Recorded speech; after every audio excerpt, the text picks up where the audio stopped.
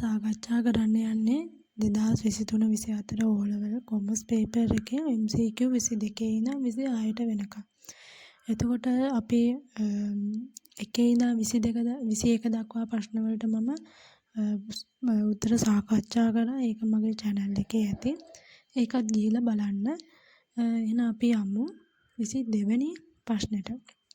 22 වෙනි ප්‍රශ්නේදී අහනවා කියනවා ව්‍යාපාරයක වත්කම් මෙන්ම වගකීම්ද අඩුවන ගනුදෙනුව කුමක්ද කියලා. එතකොට මේ ගනුදෙනුව හින්දා ව්‍යාපාරයේ වත්කම් අඩු වෙන්නත් ඕනේ, ව්‍යාපාරයේ වගකීම් අඩු වෙන්නත් ඕනේ. එතකොට වත්කම් පළවෙනි එක අපිට දීලා තියෙනවා අයිතිකරු පෞද්ගලික ප්‍රයෝජනය සඳහා රුපියල් 5000ක මුදලක් ගැනීම. 5000ක මුදලක් එයාගේ පෞද්ගලික ප්‍රයෝජනය සඳහා ගත්තයි කියලා කියන්නේ ඒක ගැනිල්ල. එතකොට ඒ ගැනිල්ල නිසා ව්‍යාපාරයේ මුදල් කියන වත්කම අඩු වෙනවා රුපියල් 5000කින්. ඒ වගේම තමයි හිමිකම් කියලා එයාගේ ගැනිලි කියලා හිමිකම් වලින් මෙයාගේ අඩු වෙනවා. දෙවෙනියට කියලා තියෙනවා රුපියල් 15000ක් ණය හිමියන්ට ගෙවීම. රුපියල් 15000ක් ණය හිමියන්ට ගෙවුවාම මුදල් කියන වත්කම අඩු වෙනවා රුපියල් 15000කින්. ඒ වගේම තමයි රුපියල් 15000කින් අර පියවන්න තිබ්බ වගකීම ණය හිමියන්ගේ වගකීම අඩු වෙනවා රුපියල් 15000කින්. එතකොට අපිට උත්තරය කෙලින්ම එනවා දෙවෙනි එක. 3යි 4යි අපි බලමු.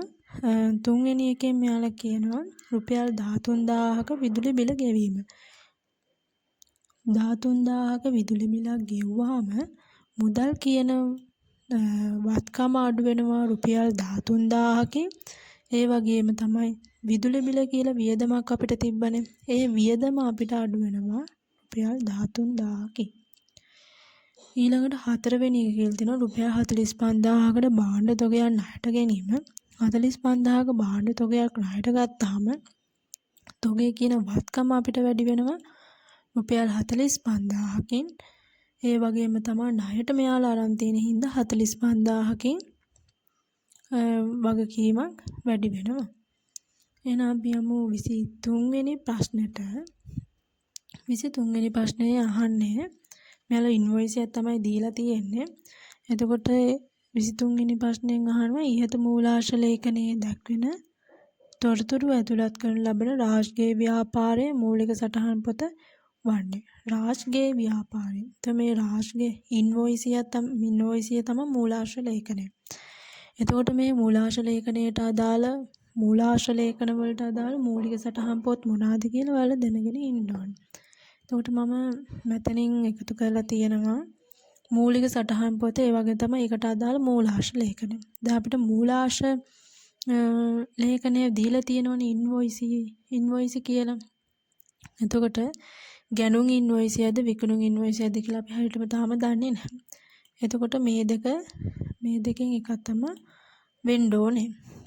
එතකොට අපි බලමු මේකේ මේ රාජ් කියන ව්‍යාපාරයේ තමයි මේ ඉන්වොයිසිය නිකුත් කරලා තියෙන්නේ.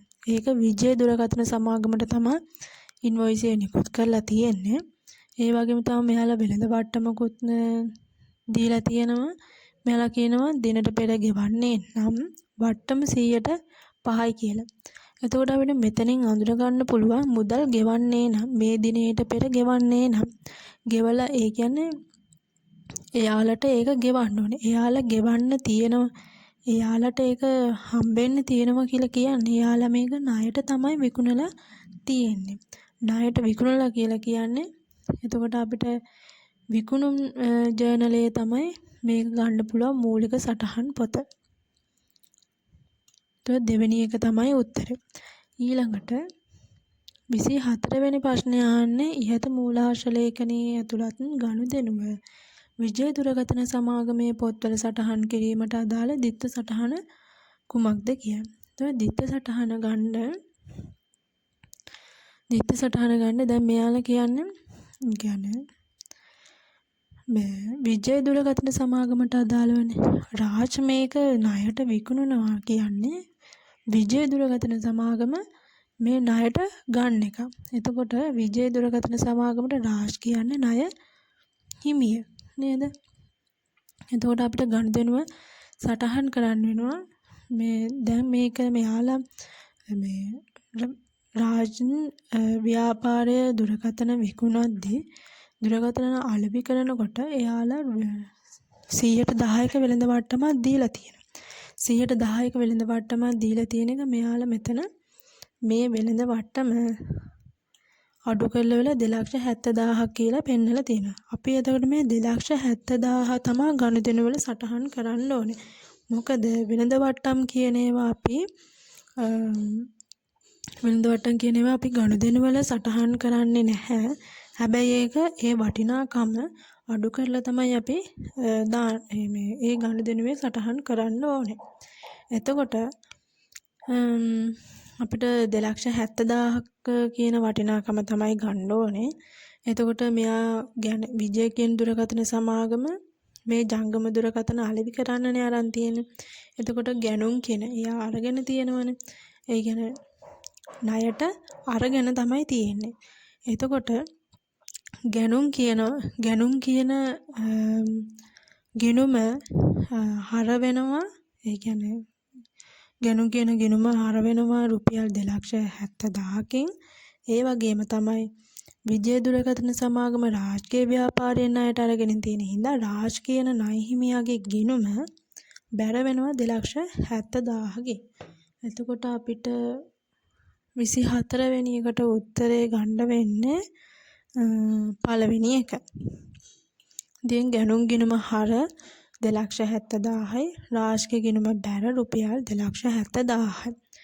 ඊළඟට 25 වෙනි ප්‍රශ්නෙට යමු.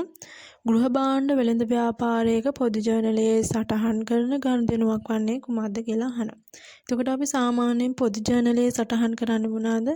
පොදු ජර්නලයේ සටහන් කරන්නේ ව්‍යාපාරයේ ඒ කියන්නේ ව්‍යාපාරයක් අපි ආරම්භ කරනකොට ප්‍රාග්ධනයක් දානවනේ. ඒ ව්‍යාපාරය ආරම්භ කරන ප්‍රාග්ධනය ඒ වගේ තමයි දෝෂ නිවැරදි කිරීම තියෙනවා නම් ඒවා දෝෂ නිවැරදි කිරීම තියෙනවා නම් අපි පොදු ජර්නලයේ තමයි ඒව සටහන් කරන්න ඕනේ. ඒ වගේම තමයි ගැනිලි තියෙනවා නම් බොල් ණය තියෙනවා නම් තව මේ ස්ථාවරවත්කම් ඒවා ණයට ගන්නව නම් ඒ වගේ දේවල් අපි සටහන් කරන්න පොදු ජර්නලයේ. එතකොට මෙයාලා කියනවා පොදු ජර්නලයේ සටහන් කරන ගනුදෙනු 4ක් දීලා තියෙනවා. මොනවද කියලා තමයි අපිට කියන්න තියෙන්නේ. එතකොට රුපියල් 1,85,000ක ලීබඩු තොගයක් අත්පිට මුදලට ගැනීම. රුපියල් 1,85,000ක ලීබඩු තොගයක් අත්පිට මුදලට ගන්නවා කියලා කියන්නේ එයාලා විකුණන්න තමයි අරගෙන තියෙන්නේ. 1,75,000ක ණයටත් අරගෙන තියෙනවලු. එතකොට ඒක විකුණන්න අරන් තියෙනවා. 1,25,000ක ලීබඩු තොගයක් ව්‍යාපාරයේ ප්‍රයෝජනය සඳහා ණයට ගැනීම. ව්‍යාපාරයේ ප්‍රයෝජනයට ගන්නවා කියලා කියන්නේ එයාලට ඒක වත්කම. නේද? ඒ කියන්නේ ස්ථාවර වත්කම. ස්ථාවර වත්කම් ණයට අරගෙන තියෙනවා. එතකොට අපිට උත්තරේ ගන්න පුළුවන් 3 වෙනි එක. නේද? 3 වෙනි එක ගන්න පුළුවන්.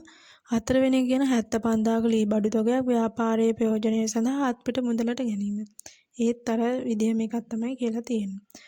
ඊළඟට අපි යම් 26 වෙනි ප්‍රශ්නෙට ව්‍යාපාරයේ සුළු මුදල් බාරකරුට 2024 4/1 දින සුළු මුදල් අග්‍රිමය ප්‍රතිපූර්ණය කිරීම සඳහා රුපියල් 7,500ක් ලැබුණි. 2024 4/30 දින සුළු මුදල් පොතේ සුළු වියදම් තීරුවල මුළු විකුණුම් වටිනාකම 8,500යි. සුළු මුදල් පොතේ ශේෂය 1,500යි. 3/31 දින සුළු මුදල් පොතේ ශේෂය කුමක්ද කීයද කියලා අහනවා. එතකොට මෙයාලා සුළු මුදල් පොතේ ශේෂය විදියට අහන්නේ මේ අග ඒ කියන්නේ 4/31 දිනවත් එහෙම නෙමෙයි 3/31. ඒ කියන්නේ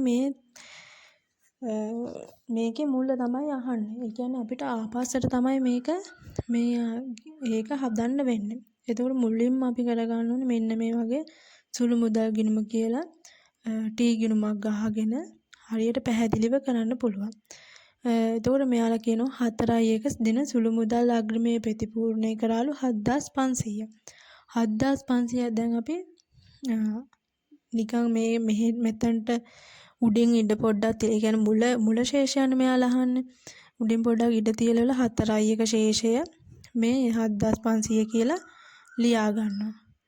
හරිද? ඊට පස්සේ කියනවා 4.30. ඒ කියන්නේ මේ මාසේ අවසානයේ සුළු මුදල් වියදම් වල තීරුව එකතු 8500. වියදම් වල එකතුවක් කියලා කියන්නේ ඒ කියන්නේ සුළු මුදල් වියදම් වල තීරු වල මුළු එකතුවනේ. ඒ කියන්නේ මේක වියදමක්. ඒක ආයි කියන්නේ සුළු මුදල් ගිණුමෙන් අපිට ඒ කියන්නේ සුළු මුදල් ගිණුම කියන්නේ මුදල් ගිණුමම තමයි.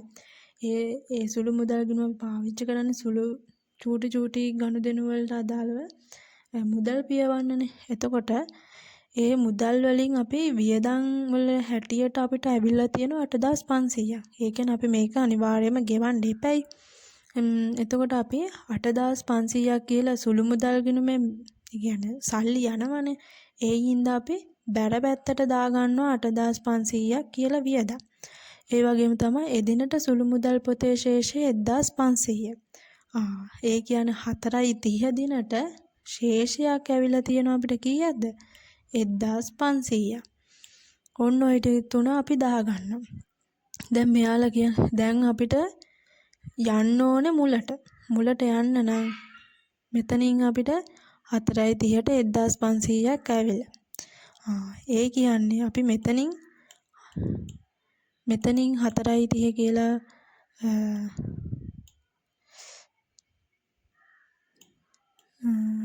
4.30 කියලා එතන 4.30 එතන කියලා 1500ක් අපි දාගන්න ඕනේ නේ. 1500ක් 1500ක් දාගන්නවා. ඊට පස්සේ මේ ටිකේ එකතු කරනවා 1500 8500 10000යි. එතන ඊට පස්සේ ඒ තීරුවම මෙතනට ගෙනිහිල්ලා මේ 10000 දාගන්න. ඊට පස්සේ මේ 7500යි මේ 10000 අපිට මේ 10000ක් ආවනේ. මේ 10000න් 7500ක් අඩු කරපුවාම 3.31ට ශේෂ එනවා 2500ක්. එන්න එතකොට ලේසියෙන්ම උත්තරය ඇවිල්ලා. මෙතන 4.30 1500 කියලා දාගන්න ඕනේ. එතකොට සාමාන්‍ය මේ 4.30 ශේෂ එන්නේ මෙන්න මෙතනට. 4.30 1500ක් කියලා දාගන්නවා.